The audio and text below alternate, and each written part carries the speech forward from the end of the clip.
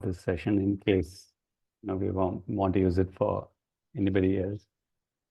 Okay, so today is going to be different from most of the other stuff that I do. Most of the other times we just come and we do a practice and then we go. This topic is of extraordinary importance for anybody who wants to progress in sadhana. And I've been seeing, many of us struggling with this problem of justifying reason, and I'll explain that in a while. But before we head there, let's just take 2 minutes to kind of center ourselves. We just bring awareness to our breath.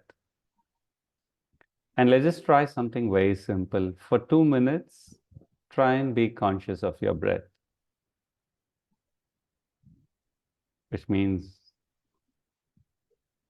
you're not letting go of your breath. You're with your breath. You're inside your breath.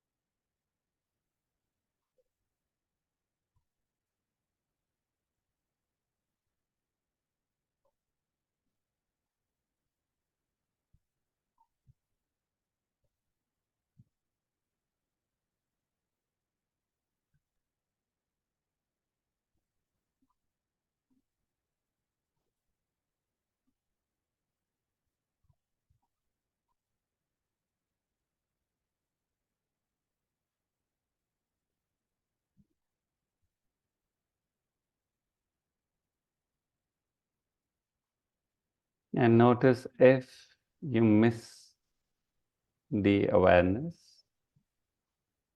there would be an unconscious sense of, that's okay. It's difficult. Or how can we be conscious of our breath continuously? There will be that automatic justification given for break of practice. You won't even notice it, but it will be there.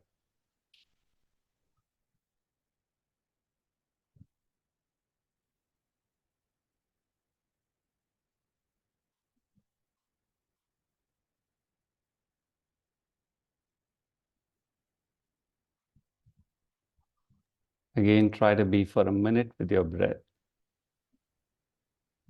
without a break.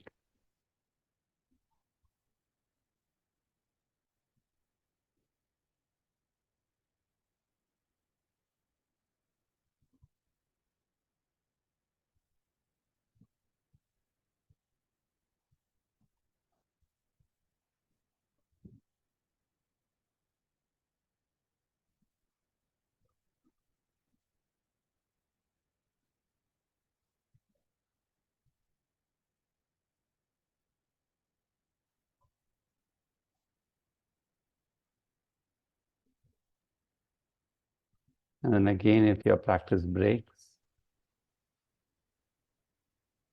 there'll be an automatic okayness about it, which weakens your aspiration for sadhana unconsciously.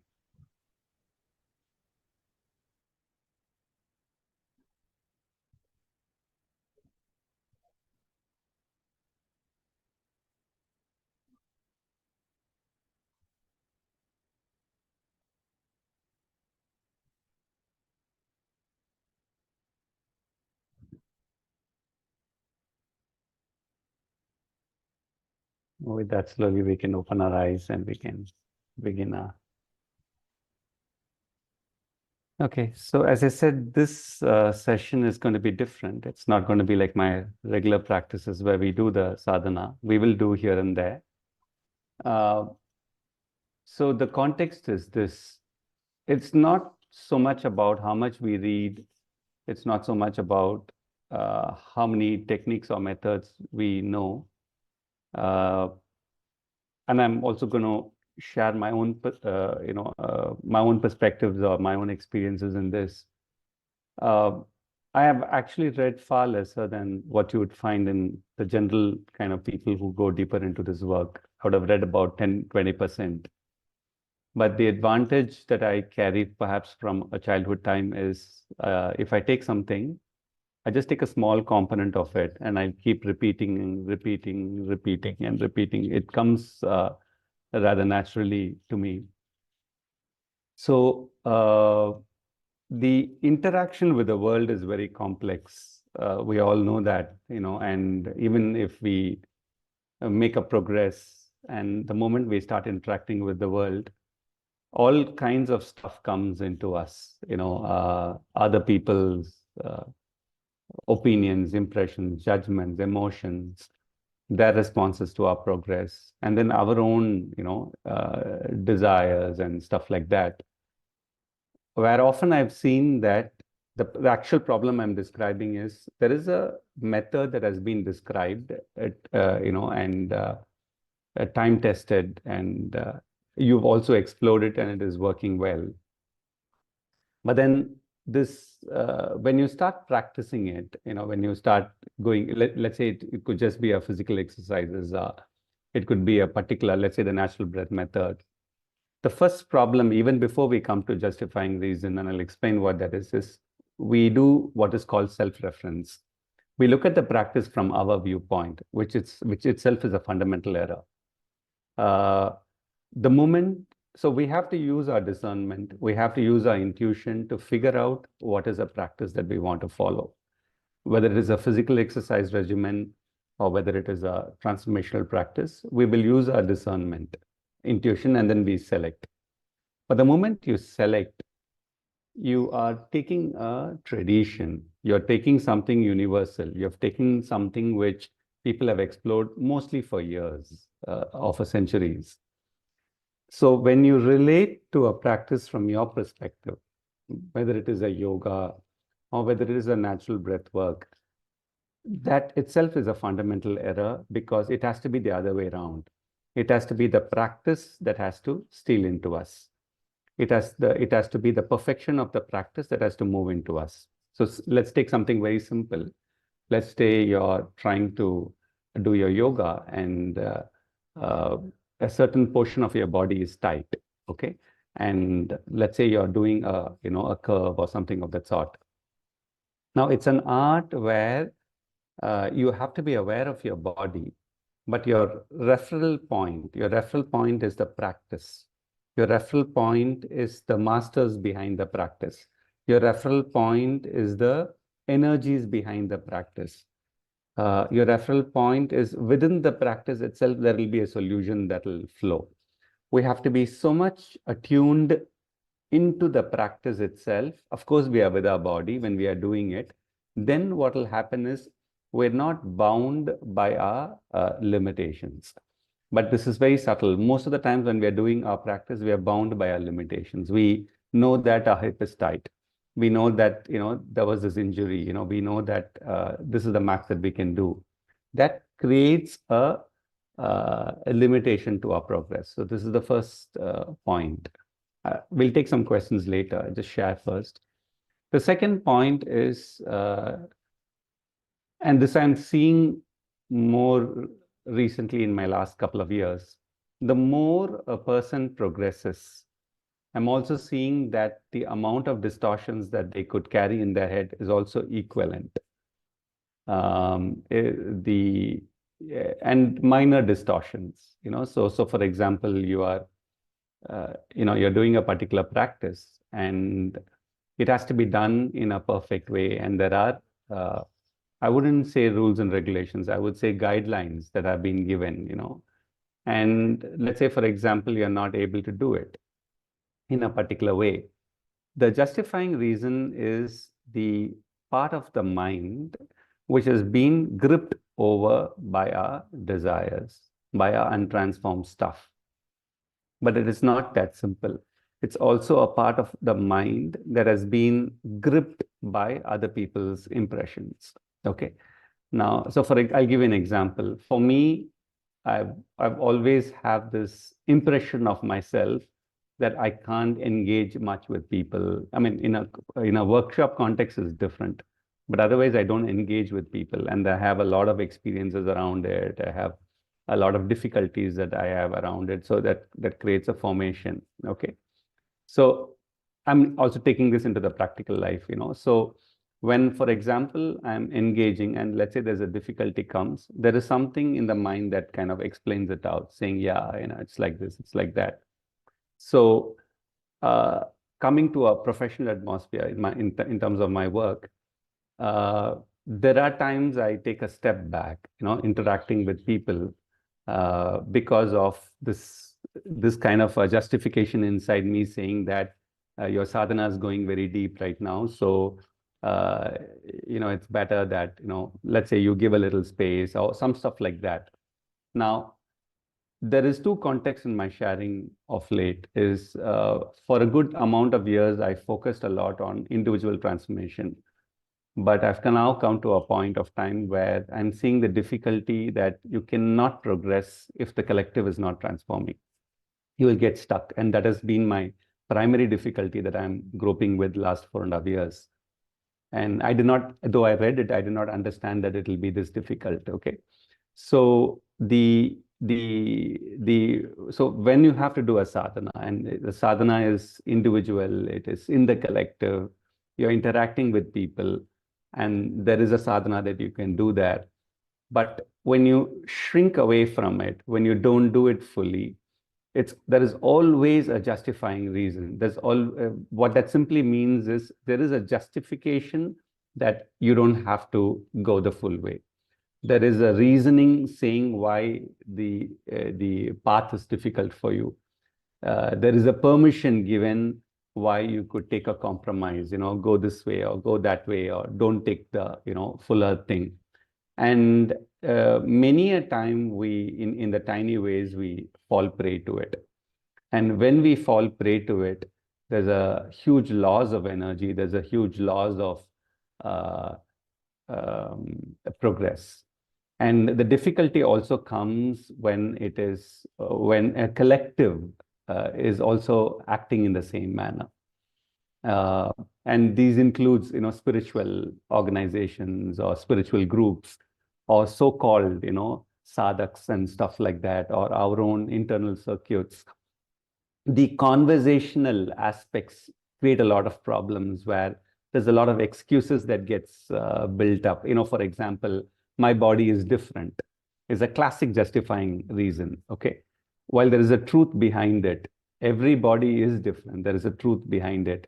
And everybody needs to customize what is coming in. But even then, what I'm trying to share, the struggles that I've gone through and what I'm noticing is even then, there is a path within the practice. And that's what I want all of us to focus on. Okay. There is a method within the practice. Okay. The moment we struggle with something and the moment we start articulating, my body is different, my path is different, even mother will take care. That's a big trap I'm seeing of late, mother will take care, or the divine will take care. The divine is compassionate. These are also parts of the justifying reason. I mean, these are all traps. Okay.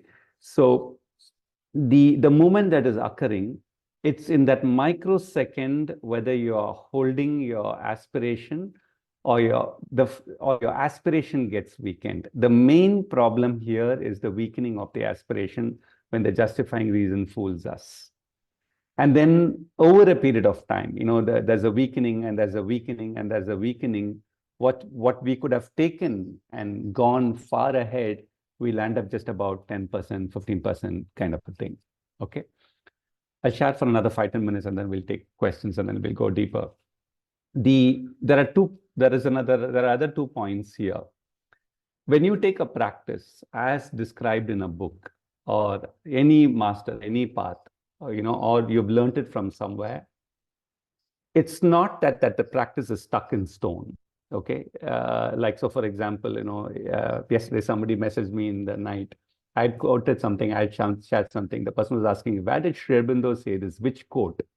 So off late, I get a little smart. I turn back and say, put control of these 3 words and search across all works and then come back to me. So the thing is that even when you take a practice that has been written, that has been prescribed, you have to understand that there is an evolution to the practice. So this is where it gets complex, okay? So what is written down is not stuck, okay? There is a evolution that occurs. And what was written, let us say in 1924, and then something occurred in 1930 will shift what was written actually in 1924, and the practice will now unfold differently. So that's where constantly we still have to keep our mind open, that we're not getting conditioned on a particular form of doing something, and there is an infinite variation. But that is different from the fooling of our mind, reducing the potentiality of what we are doing. That is very different. So when we take a practice, so for example, the natural breath, okay? And I'm a big fan of natural breath. I've explored it for 12 years, and I still think that I'm in the third standard on that. Recently, I got a book which is phenomenal. It's just out of the world in terms of my deeper understanding on natural breath. And again, I'm like really opening up and understanding very humbly how certain groups and sects of people had used the breath into very advanced levels of body work of which we have no idea. We're just talking about extraordinary basics. They had taken it into a very high level of body transformation. So now what occurs is one is aspiring, even if you take the natural breath, one is aspiring to go deep into it and not getting caught on, like sometimes people ask me, is this practice Vipassana? Is this practice pranic healing? Is this practice Reiki? Is this practice what? I mean, how does it matter end of the day? Because you have to have the slight maturity and advancement of knowing the nuances of these practices. And there are different elements that are going to come from everywhere. These are just nomenclatures. And we need to have the humbleness to draw the differentialities, the richness of the practice. And that has to be our referral point. Of course, when we are doing yoga, when our body is not able to go to that point, we breathe in, we allow the body to open to that. That is correct. But the referral point is still the practice. Okay. So keeping these two in mind, there is a practice and there is an evolution to the practice. The understanding is that, and this is personal, and you can tune it to your method. I personally think it's far more powerful if you take a tiny portion of a practice and repeat it and repeat it and repeat it like hundreds of times a day. Okay. So let's say, for example, there's a natural breath, or for example, in yoga, or you do this Keshari Mudra, you keep the tongue on the top of the palate. It has a certain effect. Now, if you find that beneficial, if you find that centering, then take the practice and go deep into it, not just from your experiences, from the experiences of many people who have got advanced, and that's your referral point. So you're aiming for that. And then you're noticing all the corruptions that occur in the mind, both from yourself and from others. Okay. Even the senior guides do fall prey to this. Okay. Everybody has biases. All of us have biases, and we fall prey to this very easily. So when you're exploring something deep, there will be these, challenges that you would face. You're not able to actually do it. Your own desires are coming into, and your own untransformed stuff is coming in. You discuss with somebody, somebody has some opinion, somebody has some opinion. This actually penetrates into the practice. The goal, at least I'm sharing from my perspective, and you could explore it in your world, is can we take one practice and live with it throughout the day? Just throughout the day. Okay. And when you turn back and say your concentration is not good to do that, that's part of justifying reason. And I've openly shared this with many of you all. My concentration is not good. I've been very open about it. Okay. But still, I'm able to do the practices because, there's a break of concentration. Instead of explaining it out and falling prey to that thing, I just get back into practice. Okay. So first is when there's a break of practice, get back into practice. So I'm doing my exercise and I feel like, sleeping today. Well, okay, fine, you sleep. just go back and do the exercise. Okay. Now, it's doing it and doing the fullness of it. Many of us are not doing the fullness of practice, including me. Okay? So we kind of fall short of something.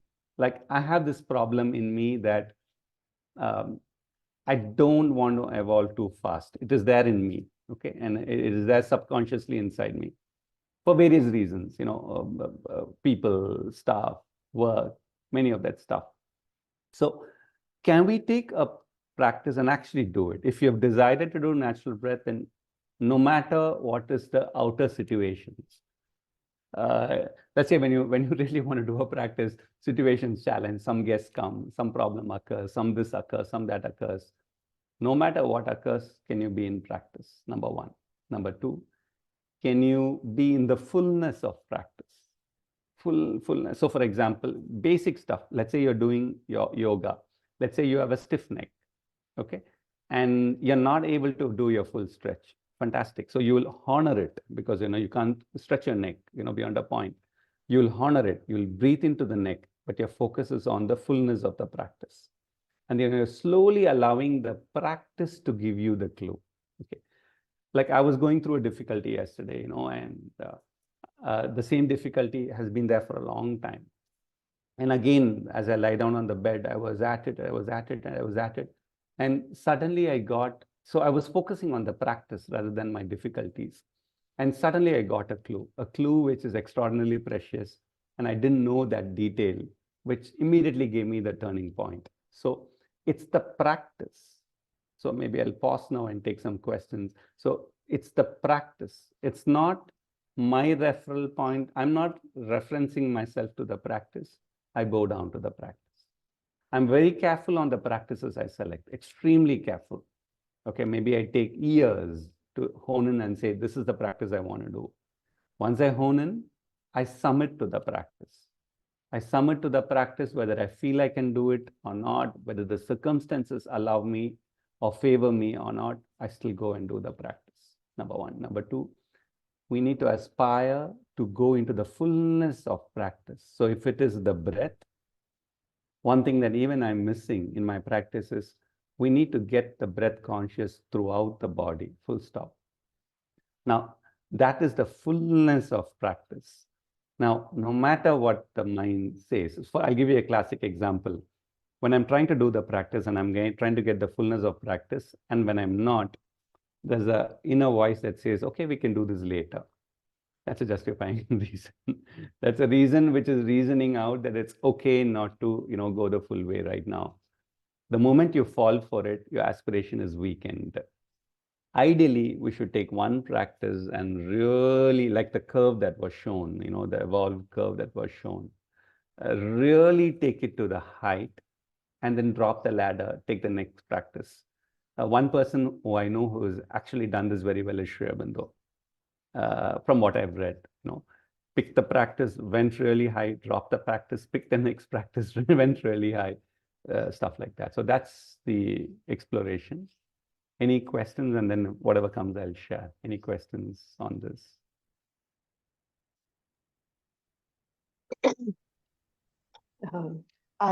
Yes. Yeah, I have a question. You spoke about collective. Yes. So by collective, do we also refer to the other family members? Yes. And in that case, when the family members are not into the practice, yes. So are you saying that then our progress will be slow or there will be a block? I mean, something like that only I understood. Yeah, if you allow it to impact. Okay, so for example, I'm not going to share many of the details, but in my own family circuit, what I'm doing has not been appreciated, at several points of times, including now. Okay. So in the beginning, I wasn't able to really go in for the full because I was concerned on multiple things. That is part of justifying reason. Okay. Of course, I have to be appropriate and stuff like that. That's fine, from a practical perspective. So when another person's impression, opinion interferes with the purity of the practice, That is also part of justifying reason, and that is a greater problem. There are two problems in justifying reason. One that comes from my desires and my incapacities, and I allow a part of my mind to latch to it, which convinces me back not to do it. But the bigger problem, the more difficult problem, happens more with the close ones, the people whom you really love, the people whom you are really close with.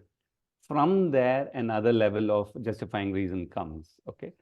Now, if it is there, there is no problem. But if that impacts into the practice, then that is certainly a part of the problem. So, which means if we can continue with our practice if Yes. we are not having um, any kind of interference from the collective, from our own immediate family members. What I'm trying to say is whether you have whether you have, I mean, it's a little difficult point that I'm saying, whether there is a support or a difference of opinion as far as a practice is concerned. Okay. Now, once again, let's be very careful here, because we ourselves will be making a lot of errors, okay, in the way we are doing things and all of that stuff.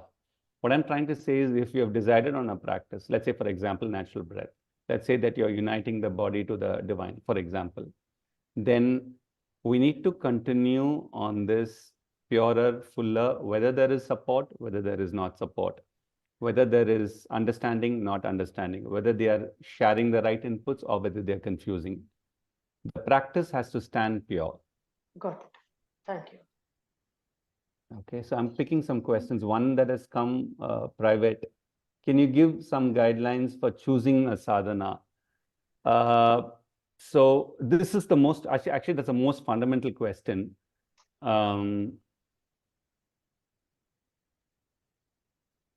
Each of us have a path. Okay, there is a path that comes from. Then there is a certain preferentiality to a god or a goddess quality. There is a certain preferentiality to a tradition, which means that when you're doing, so first is the practice and the tradition behind it. Okay, so for example, there are the Siddha traditions, there are the Tantric traditions, there are the non-dual traditions. I'm just giving some common examples. Taking a practice just because it has been said that it is high, great, and all of that stuff, to me, at the end of the day, makes no sense. Okay, the practice has to reach out to you. So, for example, when I was getting into integral yoga, and some of the seniors I met, they spoke about connecting above the head, connecting above the heart. It didn't come to me at all. I couldn't get it, but there was a eagerness, there was a curiosity. Curiosity is something that I would say is a nice indication. You're curious all the time, okay? For me, the Siddha tradition, I have been extraordinarily curious all the time. And I've not explored it as much as I've explored integral yoga. But even if I explore it for 5 minutes a day, I've seen the day to be very different for me. I'm more centered. I'm more at my best. So so you're exposing yourself to many practices, many traditions, many paths, and today's world is quite confusing because there's quite a bit of the stuff that is that is coming in. See where your curiosity is opening up, and where your curiosity is opening up, it is not that the practice is easy or difficult. That cannot be the criteria. If it is resonating, if there is a curiosity, then we have to give ourselves to the practice. For example, Tirumula Tirumandram has been something that has been curious. It's a Tamil text. I hardly could understand it. Same was with Savitri or Sri Aurobindo. But there was a curiosity, there was a resonance. So I go back to it, go back to it. So it's like that. Okay. So I have a question. Yes. With me, some problem is that I don't have much of a problem of justification. Mine doesn't justify as such. Mine is clear that what I have to do and what I don't have to do. But then the problem is there is such a big blockage inside that I'm not able to do the things which I have to do. For example, like 2-3 times from the YouTube, I tried the meditation and it helped me a lot. So then I thought, okay, every evening I'm going to do the meditation. I'll put on the YouTube and then I'll start with it. As I go and sit, immediately my hand scrolls to the TV channel, the YouTube channels on the phone. So there is no justification as such. And even like if I have to do the exercises, I know I have to do exercises, and physiotherapy exercises are, I've been advised to do that. But there is no justification. But the thing is, the body is not working. I'm not able to raise my hand or do anything. Okay. There's So no reasoning against for it, nothing. Mind is totally blank. I know I have to do, but then I'm not able to do. okay. So we're saying the same thing, but we have to go micro here. We have to go really micro into your experience. So let's say you do that YouTube practice or some other practice, and at that point of time, your hand is going to that, let's say, a Facebook, or you're just scrolling on something there. Exactly. That's where it is occurring. So when I say justifying reason, this is a term used by Sri Aurobindo. I've just picked that word. Okay. But if you go into the micro detail, you know that you have to do the practice. Yes. But at some part of this whole thing that I'm speaking is at the body level. But at some part of the body which is consumed by a certain desire is choosing an opposite, and you have accepted it. And So there's no thought inside. That's fine. No, let's forget about the word justifying reason. Just drop that out. Okay. Let's go into the experience. So let there be thought, let there be no thought. But the fact that your body was consumed by a desire, and it happens to all of us, and we are moving into something else, and it is okay for you to do that, is the problem I'm pointing out. There is a weakening of aspiration at that point of time. Now, it gets complicated if there are 2 more people in your room, okay, who have agreed to do the practice. And let's say one of the other person is also consumed by a kind of a desire. Now, there's a huge weakening of will. Whether you reason it out consciously or not, that's really not the point. There's a huge weakening of will where there is a subconscious acceptance of that alternative, which is not part of your sadhana. That's the problem I'm trying to point out. So at that point, you have to bring your awareness back to the practice, do the practice full, do the practice full, do the practice full. My attempt on this is exactly what you're saying, is I want us to come to that point where at the body level, you are able to flip back. You're not allowing the will to be weak. You're allowing, so which means you have to come back to your aspiration, do the practice, and do the practice full. Is this more clearer, Devika? Yes. I'll try that. Not.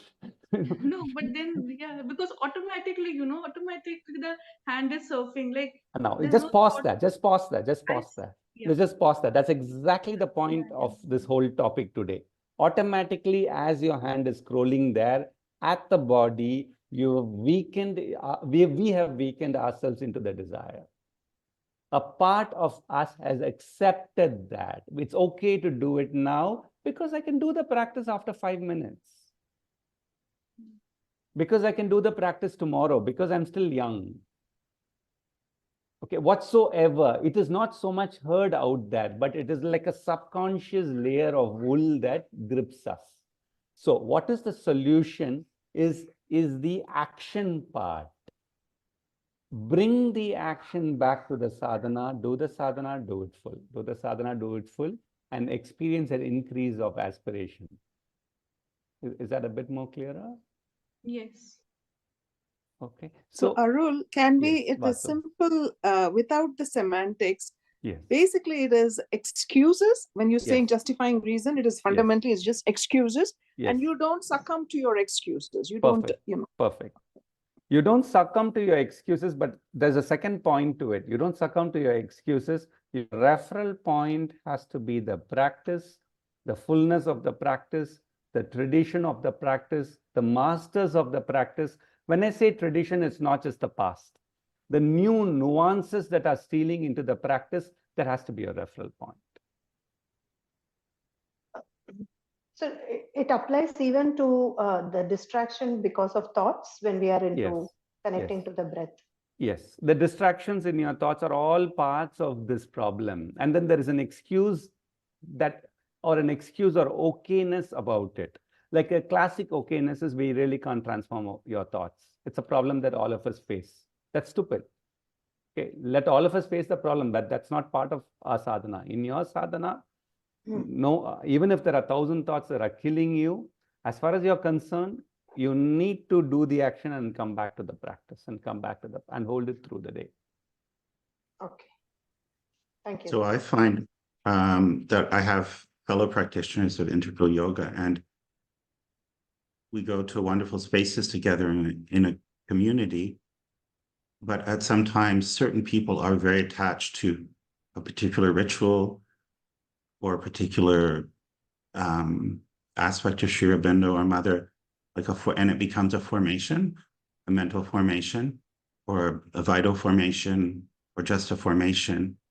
And then I want to pull away from that, and I start to kind of go on my own and explore. And then, like, I got the link to your YouTube station, and so the flame one that you put on recently, the flame connecting above the head. And so I wonder, is it right? I'm following my intuition and varying and almost skipping around to different practices, but then I go deep into a practice and until a certain point, then pull back from it and then go back to another one. But I am going deeply into them and connecting. For instance, lately, the breath work, the last couple of weeks, I've been exploring that and learning to consciously move my breath around to parts of my body. But this is all new to me. So yeah, I think that's okay, but yeah, your comments? I think it appears okay if I fully understood your question. So the formations of a spiritual group is extremely strong, and often the preferentialities that come in is helpful and also not so helpful at certain points of time, because there's a certain stuckness that comes with that, losing the actual true essence of practice. Okay, so that's one part. But I think your question was deeper than that part. See, it is perfectly okay to go 60-70% into a practice, leave that and go to the next, because sometimes the components are not ready for us to reach the end of that practice. It's not possible. We don't have the fabric yet. So that's the part of intuition where you go to a point, but then you're not able to progress, and then something else comes and helps, something else comes and helps. It's perfectly fine. But there's only one difference, and I don't think you're doing that, but I'm just pointing it out. Just shopping around makes no sense. But, like, let's say I've gone to a point and then another practice comes and it's really beneficial, then I take the practice and I do it. I actually go deep into the practice. I go deep into the practice, and then the one that I left will come back. That's perfectly okay. Yeah, it does most of the time. Yes. Thank you. Thank you. There's a private question. Is self-doubt or fear could be the justifying? Yes, it's part of it. See, a part of fear is not a problem, actually. As far as I understand, there are two parts of fear. One is something random that pulls us out. But there's a half part of fear, which is our senses connecting sensorially into the realities of the world.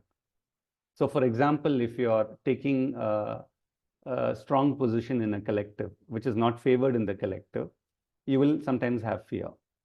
A part of the fear is irrational. A part of the fear is our senses sensorially connecting into the reality, and you're getting cues that there is going to be some mischief that's going to occur. For example, I'm just using that word. So sensorially, you will pick it up, but you wouldn't cognitively know what it is. So you will translate that as fear, but that's not a problem. It's you're sensing something that is potentially going to come as a challenge to you, and it's good to prepare yourself for that. So that part is good. Okay. So I have been troubled with self-doubt a lot, and it's actually post June last year that much of my self-doubt dropped because of certain new things that emerged in my life. Self-doubt is always a problem, and there's a truth behind it. There's a excuse behind it, and that's why I'm saying that when you say there is self-doubt, the referral point has come back to you. So within the practice itself, there is a customization all the time. The practice will tell you how to do it for this body. The practice will tell you how to do it for the mind. So my humble request is to research on the practice, is to spend a lifetime on the practice, whatever you are nailing it down, and giving room for new nuances to come in all the time. And as they come in, you're becoming a bhakta of the practice. And of course, in the practice, you're connecting to the divine. Okay, so really stay tuned to it and not you as a referral point. From the practice, customize yourself, customize your body, customize your mind, customize your emotion, rather than the other way around. That's all I'm pointing out.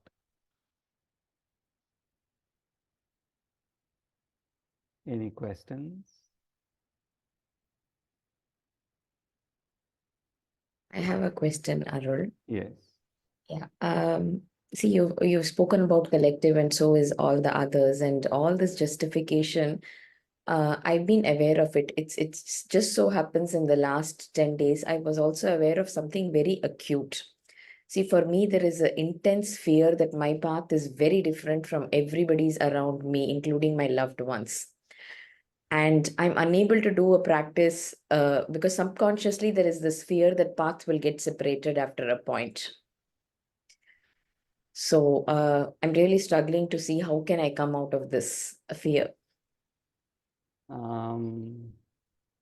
See, there's no one answer to it, but I think that's so. What if you just look just a little bit deeper into what you're saying? Your thought process is coloring the situation. You're applying your thought process on the situation. So there's a reality of the situation, and you're putting your thought process on the situation. Yeah. Rather, put the practice of your path on the situation. Okay. Okay. That's all I'm pointing out. Okay. Now, okay. let that guide you. Let that guide you. And on a practical level, it's not like that, actually, in my personal view. Even with intense difference paths, people still stay together for various reasons. One is because of aspiration and because of habit. So we don't have to worry too much about that part. I would like to add that, I had the same fear a few years back. It was sometime around 2017-18. I was going through this, and that was a period when I even stopped my meditations consciously. Exactly the same fear. And one fine day, out of the blue, I was not even in the meditation. It was out of the blue when I was doing some regular activity. I just developed one aha kind of an insight that how can any positive practice bring in some kind of a negativity? This was an insight I developed because I was considering this kind of separation as a negativity. And once I developed that insight, I again, got back that faith and that comfort to go back into my practices. So this was something which I have experienced. So I just thought I'll share. Yeah, perfect. There's yeah, go ahead. Yeah. Question. Yeah. You were talking about customization and to avoid customization of a practice. Okay. So, but typically what happens is being unique individuals, different aspects of it automatically appeal to you, kind of a thing. Literally, like to give you a classic example, let's say I'm doing a meditation with you and you're talking about breath work. For me, the breath work will automatically toggle into the vipassana mode of going up and down the body. And that is the most effective way for me. I mean, there is no other way I could do it. And it is just the way it is. And so if you say, take the breath few inches over your head, zoom, it goes over the head, but it is in a vipassana mode. So it's almost like I'm doing a Mandarin buffet kind of a thing. My plate is full of different little servings, and it is a nutritious meal for me. So I am probably customizing the practice, which is what I understood to say that is not appropriate, right? No, I mean, I'm saying two things. So I'll answer your question also. I'm saying customization is needed. But you're customizing not from your referral point, you're customizing from the practice referral point. And I'll explain this with your own example. So If you take the breath method of Vipassana, and if you take the breath method of the Siddhas, and if you take, for example, the method used in integral yoga, there are differences.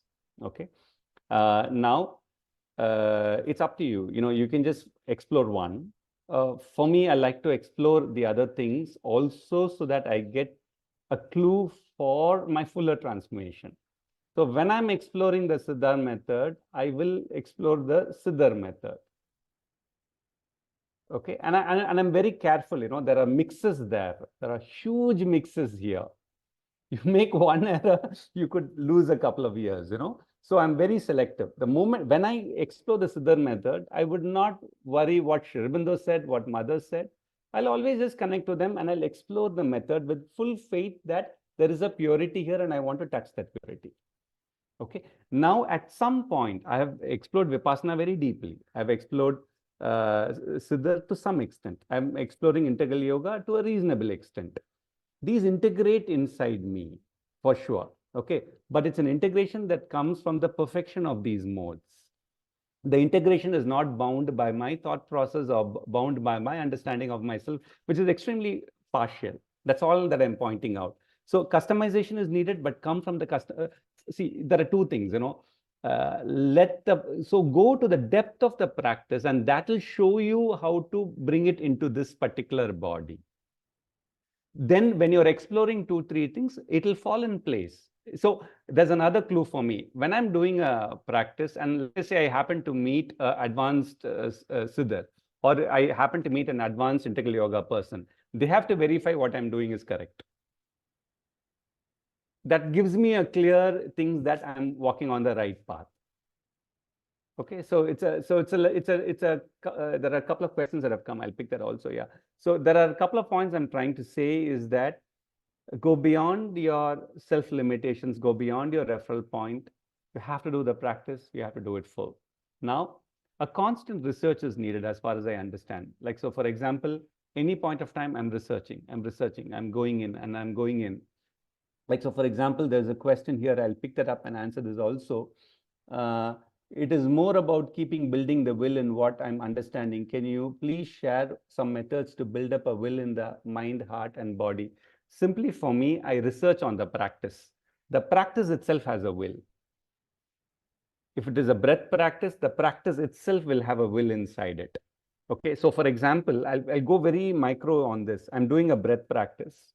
According to any path, there is a will, there is a method, there is a will inside it. And let us say I'm not getting it. Okay, so I'm kind of allowing excuses to creep over me. So the mixture is coming in. So I go full into the method. I research the method. The will of that imprints on me. The will of the masters who are governing that method imprints on me. So I allow it to come in. I allow it to customize me. Okay. So I hope you answered the question. There are a couple of more questions. So there's a question from Harita. What is the ideal daily practice to do every day?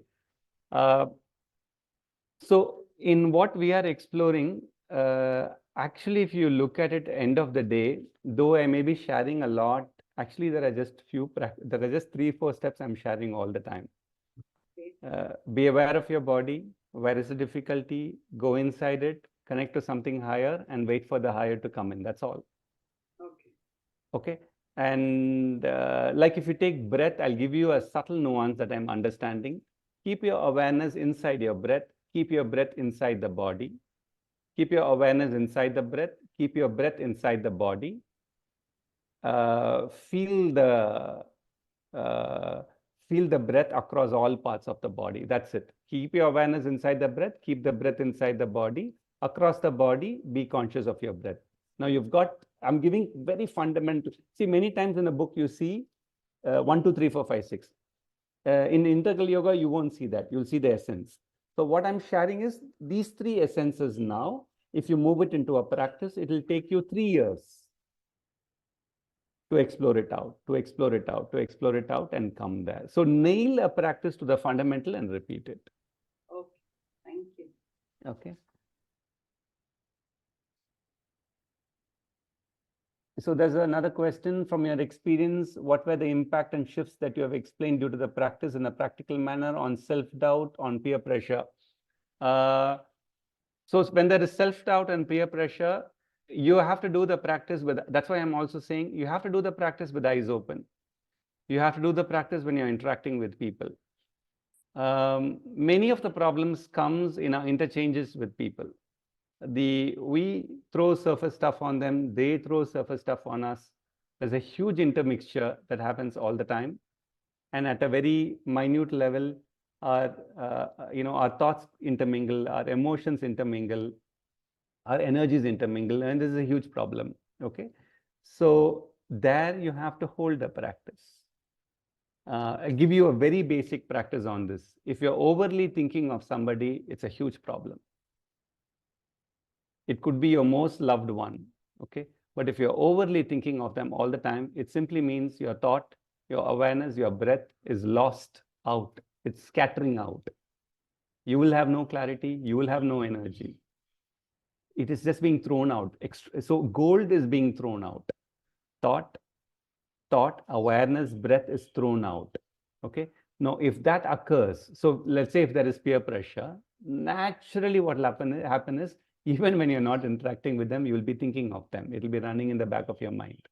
Huge problem. You're losing energies. So bring a micro practice. Whenever that is occurring, keep your awareness inside the breath, keep your breath inside the body. Now, no matter what occurs, don't stop the process. So, keep to the practice. Your mind will say it's difficult. You say there'll be a part that says it's okay to be entangled. Huh? There's an excuse that happens often inside us to continue to remain entangled. And all of us do it here. Nobody is free from it. Okay. Now, we can never fall prey to that. In all texts, it is said entanglement is not okay. We cannot be entangled. The moment you're entangled, you cannot progress. Neither can you contribute to somebody. Okay. So watch out very carefully when entanglement is very simple. Let's say you're happy, somebody is sad.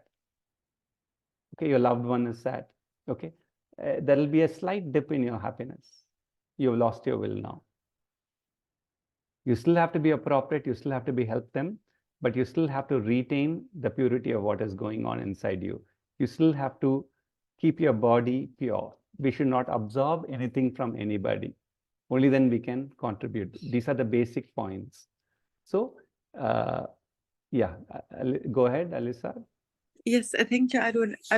For this one, for example, if we go into one example, then if someone is sad and my happiness dips a little, did you experience yours not dipping when someone?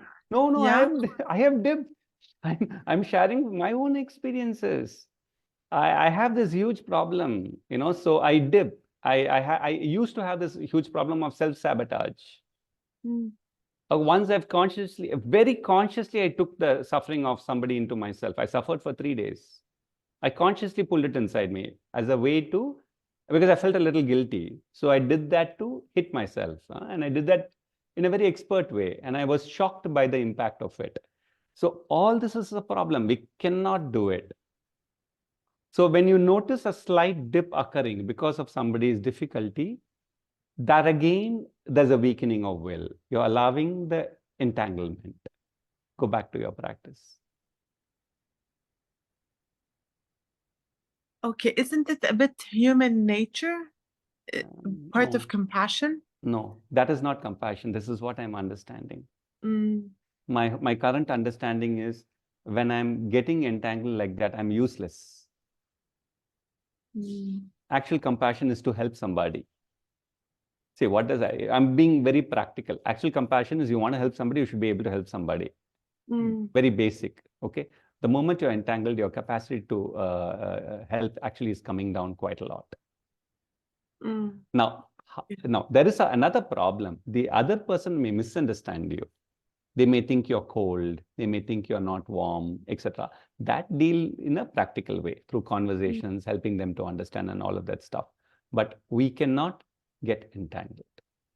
And any reason that you give for that, right now you gave a justifying reason. You just said, it's human, where is your compassion?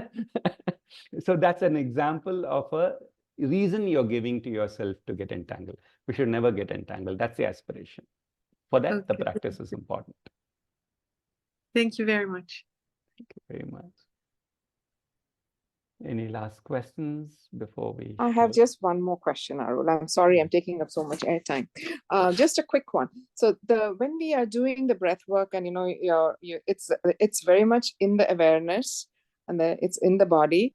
There is still a gossamer of background random thoughts going on, which are not distracting, which are not bothering you in your practice or anything like that. But there is a thin gossamer veil of thoughts which is going at the background. It's like a cinema screen going at the background, but you're very aware of your breath. You're in the breath, you're moving up, you're in the body.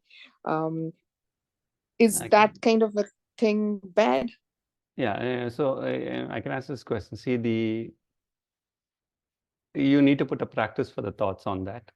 And the subtle practice on that, which is working out really very well, is when the thoughts are occurring, you keep your inner vision pointed upward. Now that's a micro practice. You keep your inner vision pointed upward. You'll have to do it thousands of times a day. Okay, now I've been doing this now for a year and a half too. I may have accomplished 5-10%. In my thought transformation, I've got other transformations that came in thought because of other practices. But this particular practice of keep your attention pointed upward, after doing for 1.5 years, I've accomplished 10-15%. But I know the practice is right because I picked it from texts of masters who have done the practice. I nailed it down to a subtle practice. Keep your inner awareness pointed above. Simple. Which means what? There are thoughts and your awareness is getting locked in the thoughts subconsciously in the background. You're allowing yourself to come pray into it. Instead, just keep a little bit of your awareness to the vasanas above. Just keep your inner vision pointed above. That's a micro practice. Now, there is an excuse in what you said unconsciously, which is you're saying you feel that's okay in a way, or rather nothing much can be done. That's an excuse. Put the practice. And put the practice and put the fullness of the practice constantly till we reach at that point. It may take years, but that's worth it. Yeah, thanks for the tip. I did not know about this. Keeping the inner vision will help with that. It'll help. Thanks. It'll help you. Right. Okay, we're done, kind of. Okay, so we'll end with a couple of minutes of. Oh, sir, I had put a question in the chat box. What is the question? Does condense release clear the distortions in energy? How to perfect it? Yeah, condensing and letting go is part of the body work. Okay, so it's like the substance of the body that is getting accumulated with the murk and the dirt. The condense and letting go is a basic practice. It's a basic and an advanced practice where it gets cleared up all the time. Yes, so that condense and letting go as a prime practice can be done throughout the body and then in the depth of the body substance. Yes. Okay, so we'll close it with 2 minutes. Kindly close your eyes. Be with your breath, and I'll just quickly summarize. The invitation here is for each of us to actually progress. The time is right, actually, I feel, for many of us to progress. And also not be bound by any thought formations. Because progress is happening sudden and by leaps and bounds of late. I've been seeing this in many people. Within 6 months, they reach a point which was unimaginable. It's the practices that help us. So just be with your breath, be with the divine. And you could be doing 1 practice or 20 practices, that's fine. You may be doing it for 5 minutes a day or a couple of hours a day, that also is fine. When you do the practice, we're just committing that the practice becomes the referral point. It guides us. we learn slowly to do the fullness of the practice. And we try and keep researching so that we get finer nuances of the practice every day. What is written is not the final word.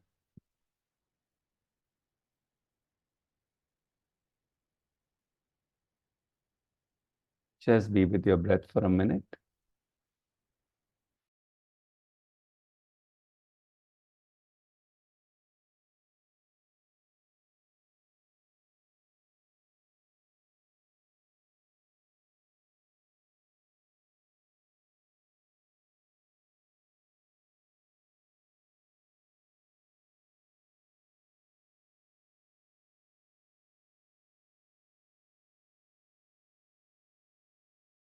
Thank you so much, and we'll continue to interact.